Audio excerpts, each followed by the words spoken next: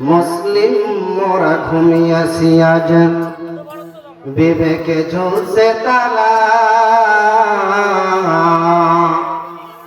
রক্ত মোদের হয়েছে শিথিল, তাতে অন্তর কালা। মুসলিম মোরা ঘুমিয়েছি আজ, বিবেকে ঝুলছে তালা। রক্ত মোদের হয়েছে শিথিল, তাতে অন্তর কালা। আসছে পথে আধার নেমে, তাই বলে কি রইবি ধ্যানে। আসছে পথে আধার নেমে, তাই বলে কি রইবি ধ্যানে। বারে বারে জ্বলবে বাতি, হয়তো বাতি জ্বলবে না। তাই বলে তো ভীরুর মতো বসে থাকা চলবে না। কইরে খেলে কইরে অমর, এসেছে নতুন বদর। কইরে খেলে কইরে অমর, এসেছে নতুন বদর। কোথারে দেখবি জয়ী তরুণ মুজাহিদ। এখনো কি গাইতে হবে ঘুম ভাঙানি গীত। কালেমা পড়ুন লা ইলাহা লা ইলাহা ইল্লাল্লাহ, লা ইলাহা ইল্লাল্লাহ, লা ইলাহা ইল্লাল্লাহ। আসমানের মালিক যেই আল্লাহ, জমিনের মালিক সেই আল্লাহ। লা ইলাহা ইল্লাল্লাহ, লা ইলাহা ইল্লাল্লাহ, লা ইলাহা ইল্লাল্লাহ, মুহাম্মাদুর রাসূলুল্লাহ সাল্লাল্লাহু আলাইহি ওয়াসাল্লাম। সম্মানিত হাজিরিন, আল্লাহ পাক রব্বুল আলামিনের দরবারে লাখ কোটি তারিফ ও প্রশংসা যে মহান রব্বুল আলামিন আপনাকে আমাকে আমাদের সকলকে জান্নাতের বাগান মাহফিলে আসার বসার তৌফিক দান করেছেন। এই জন্য সেই মহান রব্বুল আলামিনের দরবারে সকলে জবান খুলে সমস্বরে জোরে সরি বলে আলহামদুলিল্লাহ।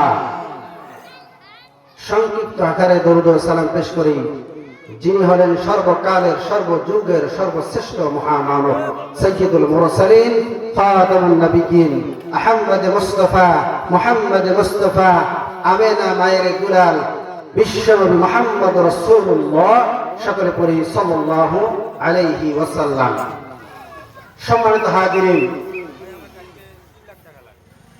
আমরা এই মাহফিলের মধ্যে উপস্থিত হতে পারে খুশি না বেজার। এই জন্য আমরা আল্লাহ তাআলার দরবারে আবারও শুকরিয়া আদায় করি আলহামদুলিল্লাহ। সম্মানিত হাজিরিন, আমি আলোচনার শুরুতে যে আয়াতে কারিমা তেলাওয়াত করেছি, মহান রব্বুল আলামিন বলেন আউযু বিল্লাহি মিনাশ শাইতানির রাজীম। বিসমিল্লাহির রাহমানির রাহিম। وَنُنَزِّلُ مِنَ الْقُرْآنِ مَا هُوَ شِفَاءٌ وَرَحْمَةٌ لِلْمُؤْمِنِينَ। আল্লাহু আকবার। আমার ভাইরা, আল্লাহ রাব্বুল আলামিন বলেন, ও দুনিয়ার মানুষ, তোমরা কি জানো আমি আল্লাহ রাব্বুল আলামিন এই কোরআনুল খানা তোমাদের জন্য নাজিল করেছি। এই কোরআন তোমাদের জন্য তোমাদের রোগের সকল ঔষধ হিসেবে আমি আল্লাহ রাব্বুল আলামিন এই কোরআনুল কারীম নাজিল করেছি। জোরে বলুন সুবহানাল্লাহ। আল্লাহ রাব্বুল আলামিন বলেন, ও বান্দা, এই কোরআন তোমাদের জন্য সকল রোগের ঔষধ হিসাবে তোমরা যদি এই কোরআনুল কারীমের সত্যতা প্রমাণ করতে চাও আর এই কোরআন দিয়ে জীবন যাপন করতে চাও, তাহলে তোমার সকল দল সকল মতকে অপেক্ষা করে, সকল দল মতকে নির্বিশেষে তোমাকে এই কোরআনের আশ্রয় নিয়ে চলতে হবে। আর এই কোরআন অনুযায়ী জীবন যাপন করতে পারলে বান্দা আমার এই কোরআন তোমার সকল সমস্যার সমাধান দিয়ে দিবে। জোরে বলুন সুবহানাল্লাহ। আমার ভাইরা, আমার বন্ধুগণ, কোরআনুল কারীম খানা আল্লাহ পাক রব্বুল আলামিন বান্দার জন্য ঔষধ হিসেবে এই কোরআন নাজিল করেছেন। শুধু ঔষধ হিসেবে নয়, বান্দার দুনিয়ার জিন্দেগি কিভাবে সে সমাজ গঠন করবে, কিভাবে রাষ্ট্র গঠন করবে, কিভাবে পারিবারিক জীবন গঠন করবে, এই কোরআনের মধ্যে আল্লাহ তাআলা সব কিছু খুলে খুলে বর্ণনা করেছেন। যারা বলুন সুবহানাল্লাহ। আল্লাহ পাক বলেন, যারা মুমিন, যারা মুত্তাকি, তারা এই কোরআনের আইনকে বিশ্বাস করে আর এই কোরআনকে বিশ্বাস করে। এই কোরআন যারা বিশ্বাস করবে তাদের জন্য কেবলমাত্র এই কোরআন হলো সকল রোগের ঔষধ। জোরে বলুন সুবহানাল্লাহ।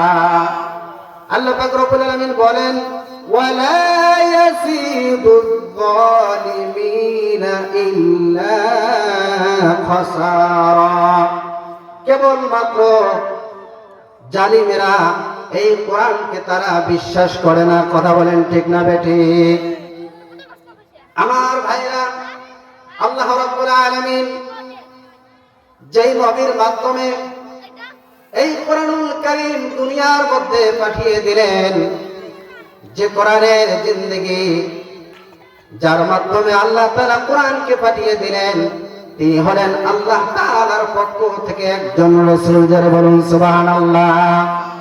আল্লাহ রাব্বুল আলামিন কোরআনুল কারীমের মধ্যে সেই রাসূলের নাম বললেন, ওয়া মা আরসালনাকা ইল্লা রাহমাতাল লিল আলামিন। আল্লাহু আকবার, আল্লাহু আকবার। বল রে মুমিন, তারি আকাশ ওই তারই জমিন। আল্লাহু আকবার, বল রে মুমিন, তারি আকাশ ওই তারই জমিন। আই খোদারি কথা ধরি, আই খোদারি পথে চলি, চললে এই পথে আসবে সুদিন, চললে এই পথে যাবে দুর্দিন।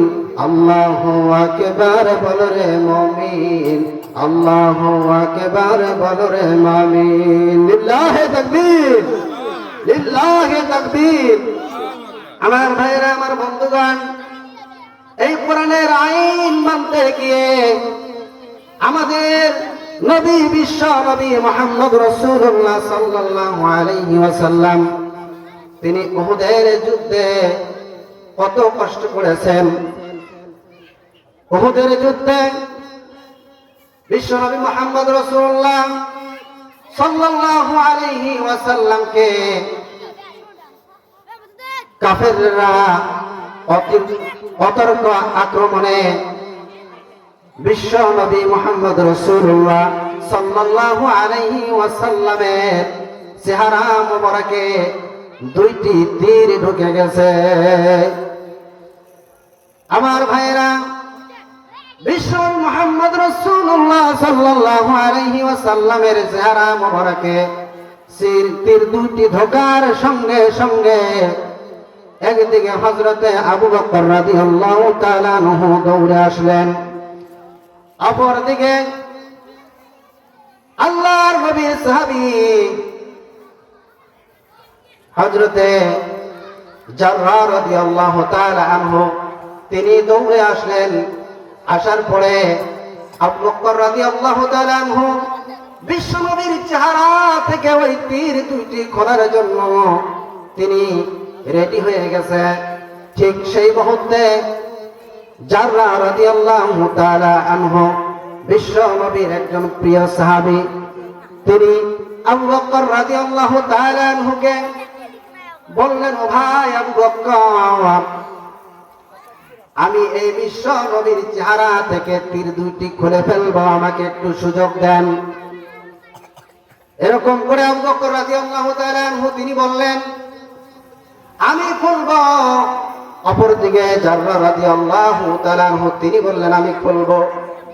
এভাবে প্রতিযোগিতার মাধ্যমে হযরত জাররা রাদিয়াল্লাহু তাআলা আনহু তিনি বিশ্ব নবীর চেহারা থেকে প্রথম তীরটি যেই না মাত্র তার দাঁত দিয়ে কামড়ে ধরে টান দিলেন, টান দেওয়ার সঙ্গে সঙ্গে বিশ্ব নবীর চেহারা থেকে একটি তীর খুলে আসলো। জোরে বলুন সুবহানাল্লাহ।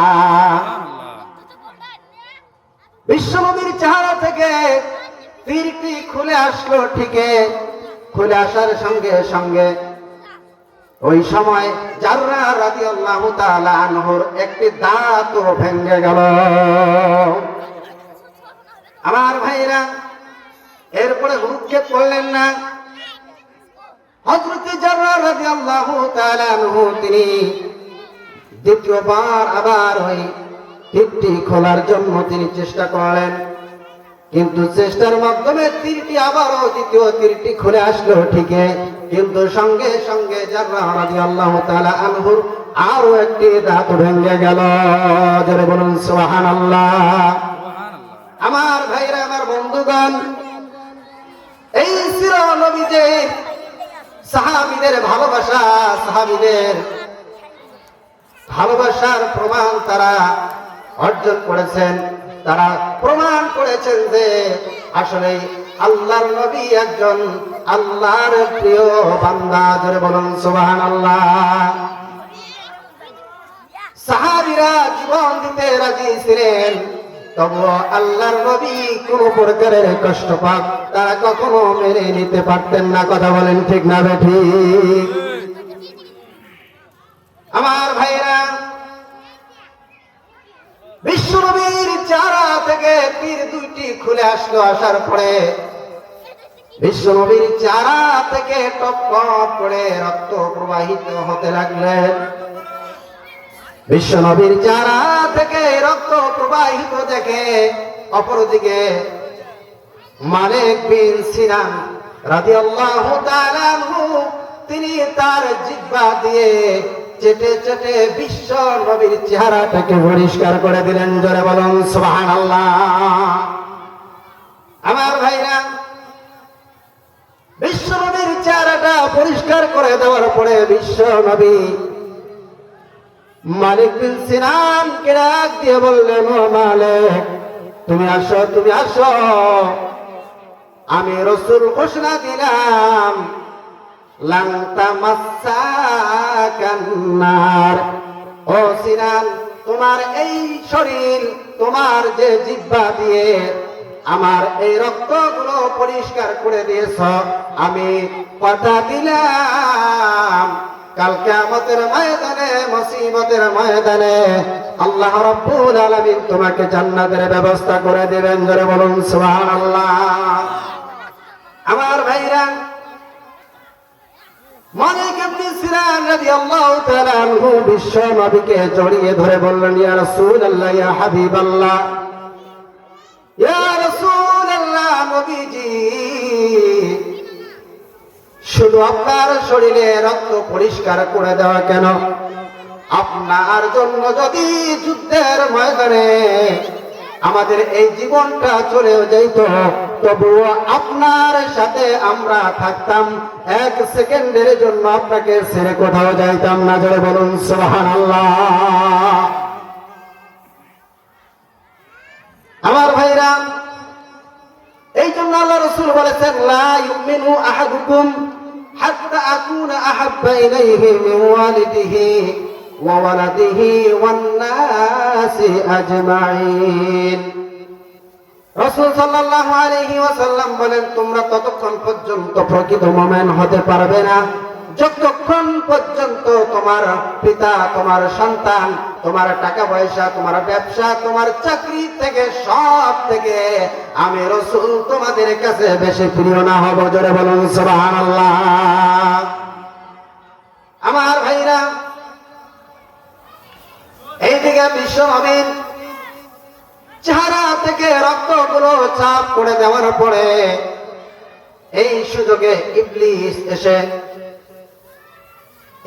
এসে গুজব ছড়িয়েছে উহুদের যুদ্ধে। সেই যুদ্ধে বিশ্ব নবী তিনি শাহাদাত বরণ করেছেন।